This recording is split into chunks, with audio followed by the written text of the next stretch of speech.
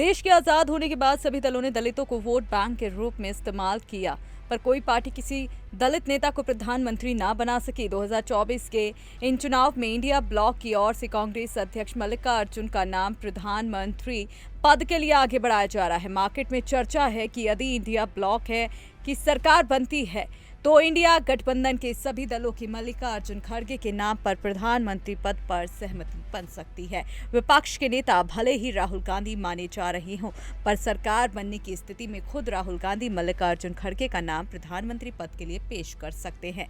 ऐसे में प्रश्न उठता है कि यह काम एनडीए क्यों नहीं करता, खुद प्रधानमंत्री आगे बढ़कर इस और पहल क्यों नहीं करते।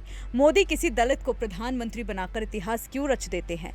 यदि इंडिया गठबंधन में मल्लिकार्जुन खड़गे का नाम प्रधानमंत्री पद के लिए चल रहा है तो एनडीए की सरकार बनने पर किसी दलित नेता को प्रधानमंत्री क्यों नहीं बनाया जा सकता।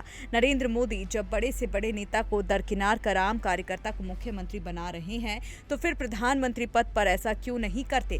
खुद ही किसी दलित को प्रधानमंत्री बनाने की पहल क्यों नहीं करते। बड़े से बड़ा संदेश देने में माहिर माने जाने वाले प्रधानमंत्री देश में अब तक सबसे बड़ा संदेश क्यों नहीं देते। एनडीए की सरकार बनने पर यदि प्रधानमंत्री नरेंद्र मोदी ने खुद आगे बढ़कर किसी दलित नेता को प्रधानमंत्री बना दिया तो अब सभी दलों के लिए उनका यह संदेश एक बड़ी नसीहत होगी। यदि प्रधानमंत्री नरेंद्र मोदी अंतिम चरण से पहले यह घोषणा कर देते हैं कि एनडीए की सरकार बनने पर दलित नेता को प्रधानमंत्री बनाया जाएगा, ऐसी स्थिति में एनडीए को 7वें चरण में भी बढ़त हासिल हो जाएगी। कहना गलत नहीं होगा कि हर दल को दलितों को वोट तो चाहिए, पर दलित नेता को प्रधानमंत्री बनवाने में बड़े प्रयासों को देश की राजनीति में घोर अभाव रहा है। बाबू जगजीवन राम देश का सबसे बड़ा उदाहरण है। पाकिस्तान से हुए 1971 के युद्ध में बाबू जगजीवन राम देश के रक्षा मंत्री थे। हरित क्रांति के दौरान बाबू जगजीवन राम देश के कृषि मंत्री थे, पर कांग्रेस ने उन्हें प्रधानमंत्री नहीं बनाया। इमरजेंसी के विरोध में जब कांग्रेस से बगावत कर जगजीवन राम जनता पार्टी में शामिल हुए तब भी उनके साथ वही हुआ। दरअसल इमरजेंसी के बाद बाबू जगजीवन राम ने इंदिरा गांधी से नाराज होकर कांग्रेस फॉर डेमोक्रेसी नाम से अलग पार्टी बना ली थी। हालांकि बाद में लोकनायक जयप्रकाश और तत्कालीन प्रधानमंत्री मोरारजी देसाई ने उन्हें मना कर लिया।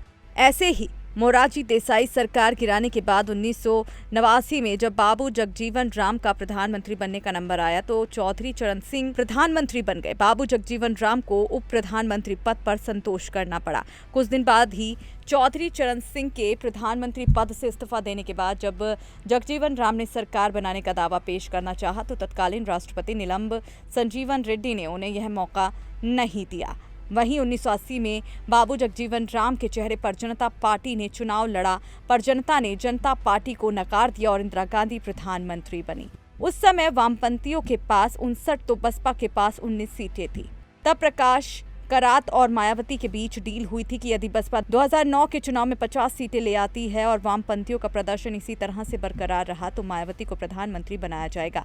तब मायावती ने कहा था कि अब उन्हें प्रधानमंत्री बनने से कोई नहीं रोक सकता, पर ऐसा हो ना सका। अब फिर से कांग्रेस अध्यक्ष मल्लिकार्जुन खड़गे का नाम प्रधानमंत्री पद के लिए दौड़ में चल रहा है। अब देखना होगा कि इस बार कोई दलित प्रधानमंत्री है या फिर पहले की तरह दलित नेता का नाम पीछे चला जाता है। जानने के लिए बने रहें द न्यूज़ 15 के साथ।